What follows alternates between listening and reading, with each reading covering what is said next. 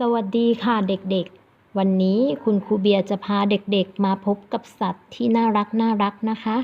พร้อมแล้วเดี๋ยวเราไปดูกันเลยค่ะ ไทเกอร์ เสือ ไลออน สิงโต อีเลฟเฟนต์ ช้าง